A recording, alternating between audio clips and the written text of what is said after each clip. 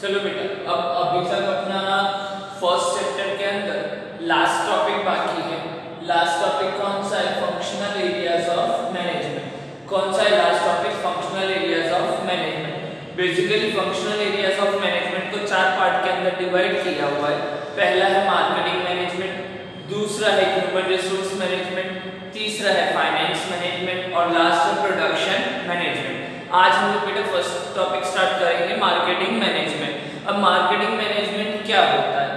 तो when new business establish in the business by the owner, he और she will research first of all, यानी वो पहले क्या करेगा? मार्केट के अंदर रिसर्च करेगा कि like which type of product requirement is there, यानी किस टाइप के प्रोडक्ट की मार्केट के अंदर रिक्वायरमेंट है, कितना उसका मार्केट है, कहाँ पर वो प्रोडक्ट बनाना चाहिए, किस टाइप का बिजनेस एस्टैब्लिश करना है, कौन कौन से एरियाज के अंदर डिस्ट्रीब्यूशन ऑफ गुड्स करना है, ये सारी चीजें किसके अंदर आती है? मार्केट रिसर्च के अंदर आती है। तो वो पूरा मार्केट के अंदर रिसर्च करेगा। रिसर्च करने के बाद में वो मार्केटिंग करके, मार्केटिंग के वेरियस फंक्शंस हम लोगों को दिए हुए हैं। जो फंक्शंस यहाँ पर है, पहला है प्रोडक्ट या प्रोडक्ट मिक्स, यानी किस टाइप का प्रोडक्ट बनाना है, उसका पैकिंग कैसा होगा, उसका कलर कैसा होगा, उसका साइज कैसा होगा, उसका वेट कैसा होगा, उसका अपीयरेंस कैसा होगा, वो दिखने में कैसा होगा। जैसे मैं एग्जांपल दूं आपको, तो वीवो और ओप्पो के अंदर जो उसका शॉप है, शॉप के बाहर वो क्या करते हैं? एक वो बलून टाइप का वो बना के रखते हैं, तो उससे क्या होता है? कस्टमर अट्रैक्ट होता है। तो सेम वे प्रोडक्ट अपना इतना अट्रैक्टिव होना चाहिए कि कोई भी कस्टमर अपने प्रोडक्ट को देख के ऑटोमेटिकली वो क्या करे? उसको परचेज कर ले।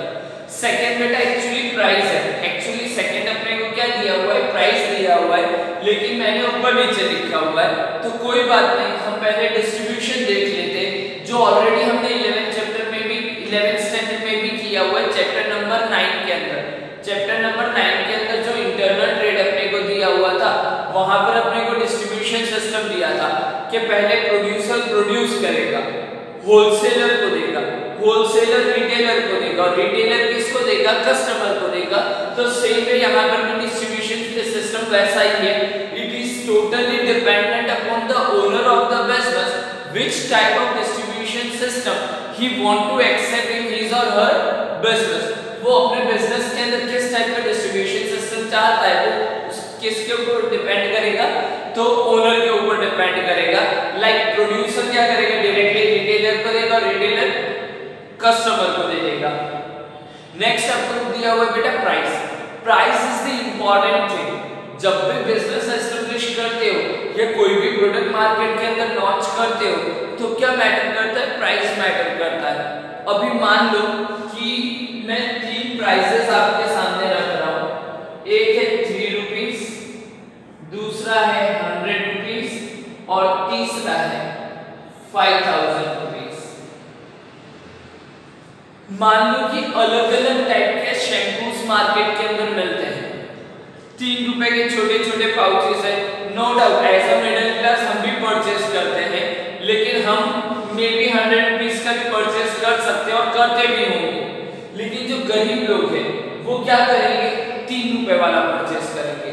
जो मीडियम क्लास है वो 100 रुपीज वाला परचेस करेंगे, और जो रिच क्लास है वो 5000 लिखा है मैंने, लेकिन मान लो 500 है, 1000 है, 2000 है, ऐसे अलग अलग रेंजेस के, यानी बहुत अच्छी क्वालिटी के शैम्पूस भी आते होंगे। जो पैसे वाले होंगे तो वो ज्यादा अमाउंट का परचेस करेंगे। लास्ट आपको दिया हुआ है प्रमोशन। अब बेटा आप एक चीज समझो, मैंने मेरा बिजनेस स्टार्ट किया था आरके वेफर्स के नाम से। मैंने मेरा बिजनेस स्टार्ट किया था आरके वेफर्स के नाम से, लेकिन मेरे बिजनेस को जानता कौन? कोई भी नहीं जानता।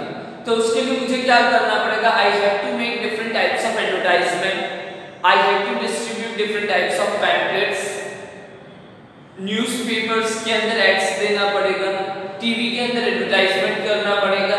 जैसे इसका बेस्ट एग्जांपल मैं आपको मूवीज का, कपिल शर्मा का शो अगर आप देखते हो, तो जो भी सेलिब्रिटीज अपनी फिल्म का प्रमोशन वहां पर करने आते हैं, तो मार्केट के अंदर बहुत अच्छे से प्रॉफिट अर्न करती है, तो उसी तरह से अगर बिजनेस को प्रॉफिट अर्न करना है तो उन्हें क्या करना पड़ेगा, प्रमोशन करना पड़ेगा। उन्हें क्या करना पड़ेगा, मार्केट के अंदर अपने बिजनेस का प्रमोशन करना पड़ेगा।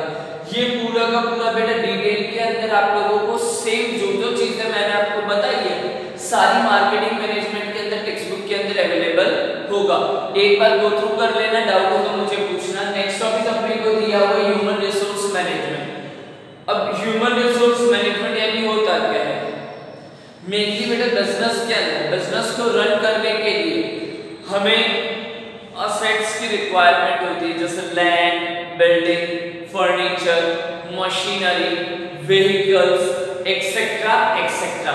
ये सारी चीजें इमूवेबल है या नॉन लिविंग जिसको अपने बोलते हैं, जिसको अपने टच करके, जैसे ये ब्लैक बोर्ड है, मैं आज इस ब्लैक बोर्ड का यूज कर रहा हूं तो ये मेरे लिए असेट्स है, लेकिन मैं इसको मारता हूं तो इसको कोई फर्क नहीं होगा। लेकिन यही मैं अगर मेरे एम्प्लॉइज को मारूंगा तो उसको हर्ट होगा। समझ में आ रहा है? तो employees is an invaluable asset of the business, invaluable assets of an business. So what we have to do, we have to make them secure in our business unit. हमें उनको सिक्योर रखना है अपने बिजनेस यूनिट के अंदर। We have to provide them proper wages, उनको proper wages provide करना है। उससे क्या होगा, they become loyal, enthusiastic and they will work efficiently in our business unit. वो अपने बिजनेस यूनिट के अंदर लॉयल रहेंगे, एंथुसियास्टिक रहेंगे, एफिशिएंटली वर्क करेंगे, जिससे क्या होगा, बिजनेस का प्रॉफिट धीरे धीरे धीरे धीरे करके बढ़ जाएगा। क्लियर है? उससे रिलेटेड अपने को वेरियस कैरेक्टरिस्टिक्स दिए हुए हैं। वो कैरेक्टरिस्टिक्स क्या है? First includes selection, training, promotion to employees. सबसे पहले अच्छे एम्प्लॉइज का सिलेक्शन करो, अच्छे एम्प्लॉइज का क्या करो, सिलेक्शन करो, उनको ट्रेनिंग दो, उनको ट्रेनिंग देने के बाद में कोई एफिशिएंट एम्प्लॉय हो तो उसको प्रमोशन दो। और कई बार एम्प्लॉइज को डायरेक्शन की भी रिक्वायरमेंट होती है तो उनको डायरेक्शन प्रोवाइड करो सो दैट एक पर्टिकुलर गोल के लिए वो वर्कआउट करें। सेकेंड अपने को दिया हुआ है इंटीग्रेटिंग विद इंडिविजुअल्स ऑब्जेक्टिव। बेटा as a owner of the business मेरा ऑब्जेक्टिव क्या करना है, प्रॉफिट मैक्सिमाइज करना है, प्रॉफिट मैक्सिमाइज करना है। मान लो एक यूनिट के ऊपर मुझे 100 रुपए का प्रॉफिट होता है। अगर कोई एम्प्लॉय एक यूनिट बनाता है तो मेरा 100 रुपए का प्रॉफिट होता है। अब मान लो मैंने उन लोगों को ऐसे बोला कि अगर आप 100 यूनिट तक बनाते हो, अगर आप डेली 100 यूनिट तक बनाते हो तो मैं आप लोगों को 8 रुपीज वेजेस दूंगा। मेरा एक यूनिट के ऊपर मेरा प्रॉफिट बता रहा हूं, एक यूनिट के ऊपर 20 रुपीज का है। एक यूनिट के ऊपर मेरा प्रॉफिट कितना है, 20 रुपीज का है। तो अगर वो बंदा 100 यूनिट बना रहा है तो मुझे कितना उसको देना पड़ रहा है, 8 रुपए। तो भी मेरा प्रॉफिट कितना हो रहा है, 12 रुपए का प्रॉफिट हो रहा है, यानी 1200 रुपए एक एम्प्लॉय से मैं कमाता हूं। ऐसे अगर मान लो 100 एम्प्लॉइज है तो 1200 इंटू 100 करोगे